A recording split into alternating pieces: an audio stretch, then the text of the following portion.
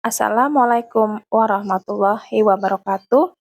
Halo, apa kabar semuanya? Semoga baik dan sehat selalu.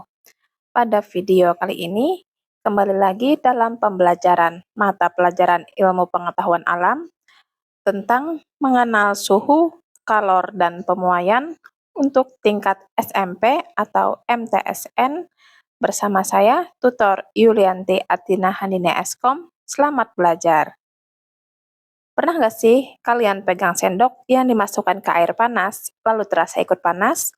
Atau melihat rel kereta api yang diberi celah? Atau melihat balon udara yang terbang tinggi di langit biru?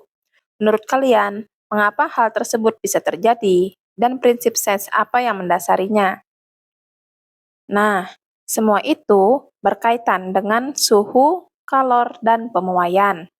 Dalam video materi ini, kita akan belajar ketiganya dengan cara yang mudah dipahami. Mengenal apa itu suhu? Suhu adalah ukuran untuk menyatakan tingkat panas atau dinginnya suatu benda. Bayangkan, saat kamu menyentuh es batu, tanganmu akan terasa dingin.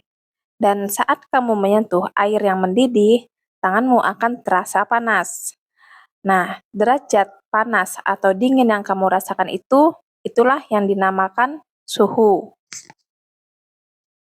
Bagaimanakah cara untuk mengukur suhu?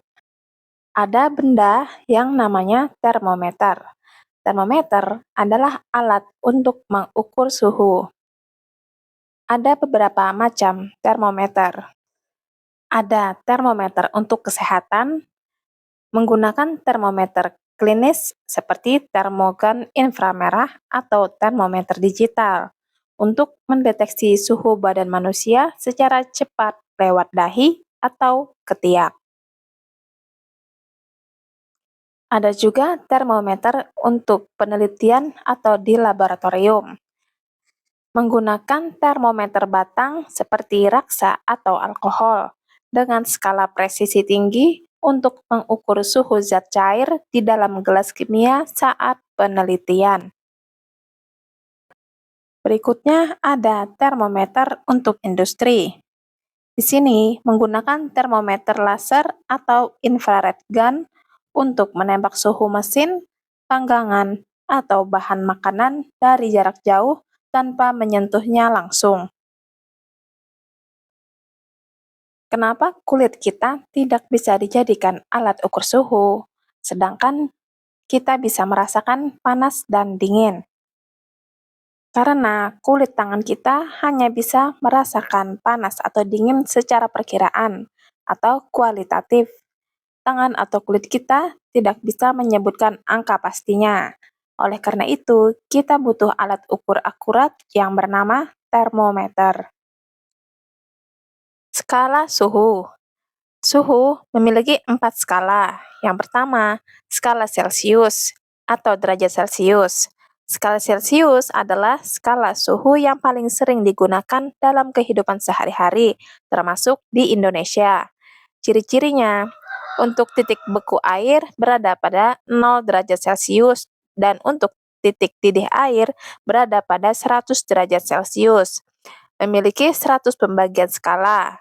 Contoh, suhu tubuh kita berada pada sekitar 36 sampai 37 derajat Celcius.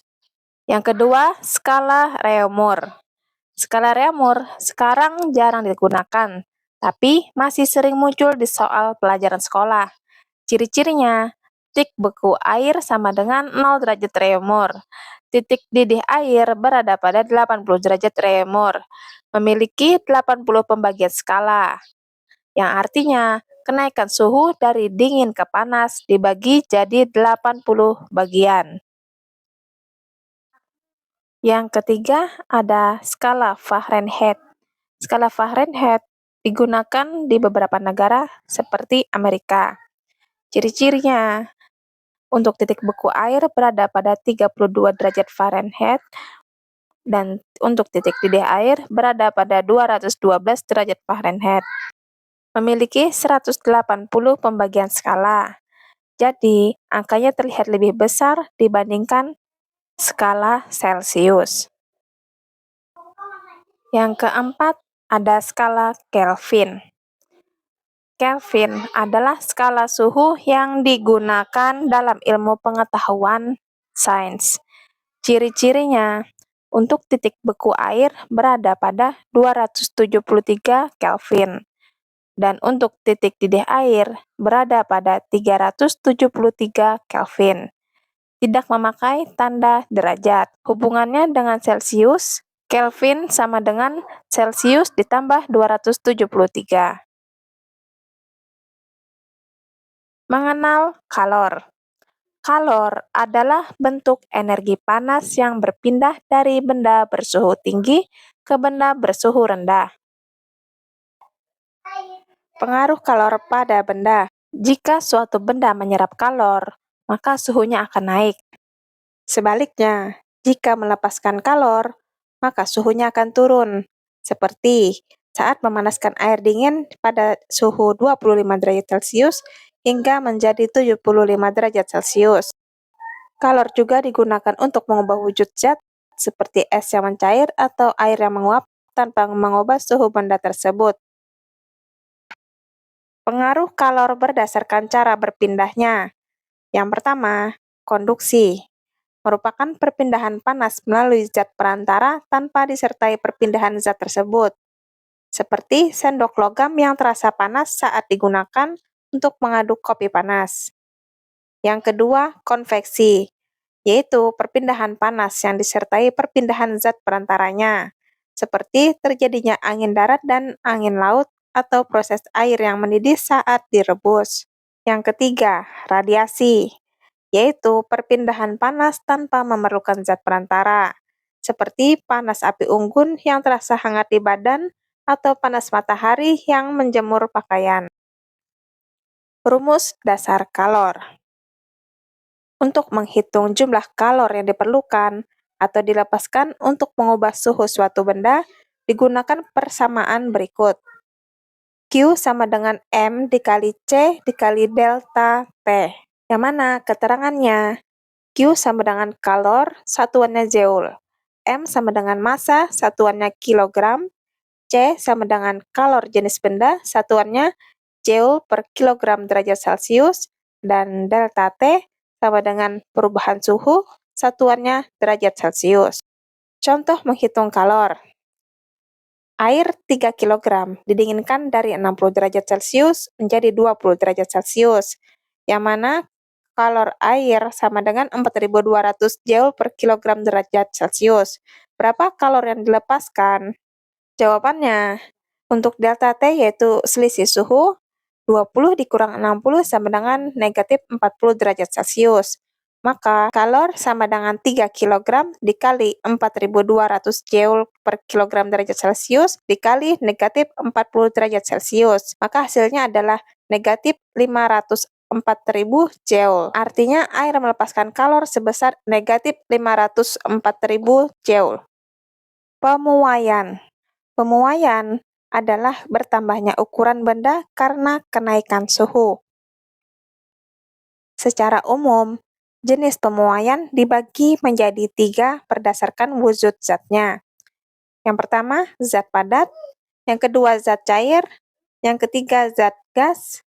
Ketiganya mengalami pemuaian akibat adanya peningkatan suhu. Berikut rincian jenis pemuaian dan contohnya.